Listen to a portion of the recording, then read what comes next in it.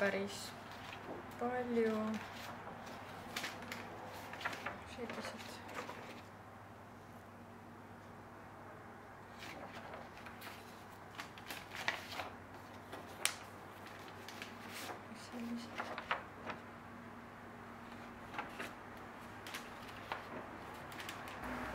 minu kunstipraktika kese on maastik. Mõned aastad tagasi ma hakkasin tähele panema, millised motiivid ja kujundid ja teemad minu kunstipraktikas kõige enam väljenduvad. Ja üsna kiirelt ma sain aru, et see on maastik ja igatsus. Ma olen hästi palju viimastel aastatel ringi liikunud. Ma just lugesin ükspäev kokku, et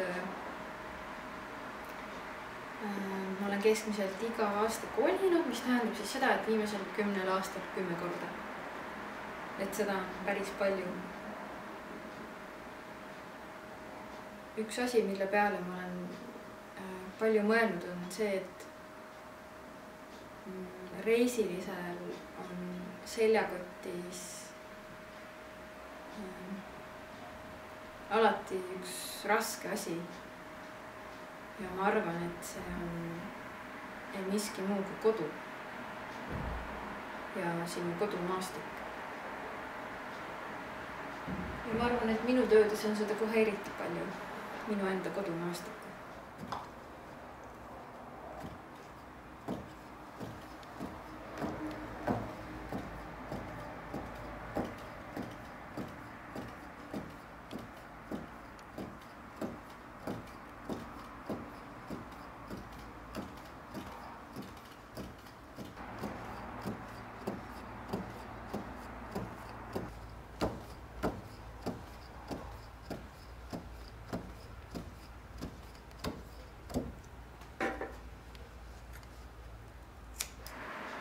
Ma olen erialalt tekstiilikunstnik.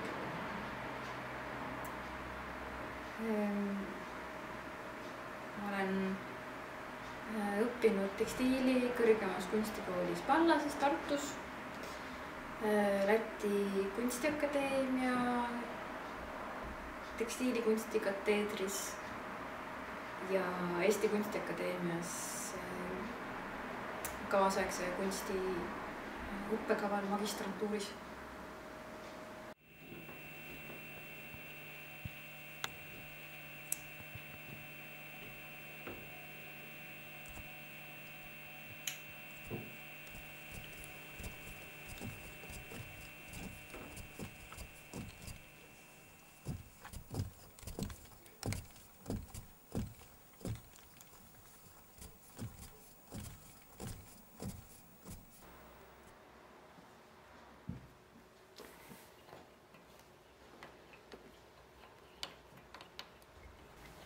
Ma olen üpriski melanhoolne oma kunstipraktikas ja viimasel 2 aastal ma olen alustanud ja jätkanud siis oma kunstipraktikat, kus ma tikin endast välja erinevaid igatsuslugusid.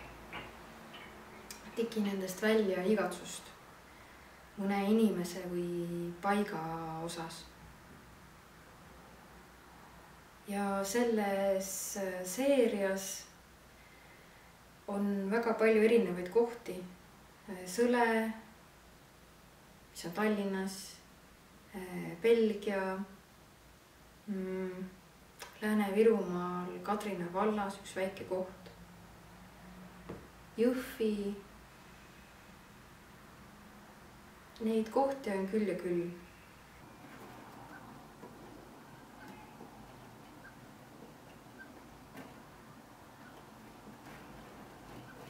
Mul on väike armas ubane ateljee Tallinnas Männikul ja viimased 2 aastat ma olen töötanud igatsusmaastike kallal.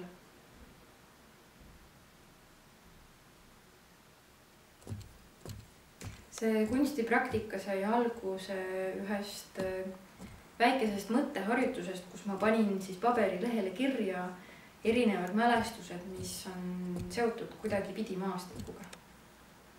Ja endalegi üsna üllataval kombel neid sai ligikaudu 100 ehk siis päris suures koguses. Ja ma palusin inimgeograafil Hannes Palangul siis neid vaadata ja analüüsida. Ja hästi huvitaval kombel, ega ta neid kaua seal midagi mõtlema ei pidanudki, vaid ta kohe ütles mulle, et sinu jaoks maastik on inimene.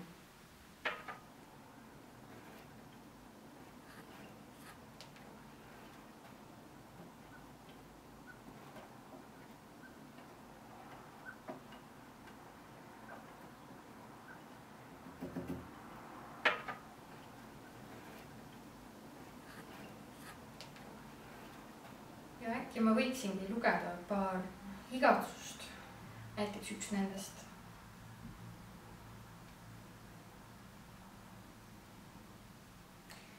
Vanaema ja vanaisaga kuumas rannas. Kaasas on 2 potti. Üks on pissimiseks ja teises on mannavaht.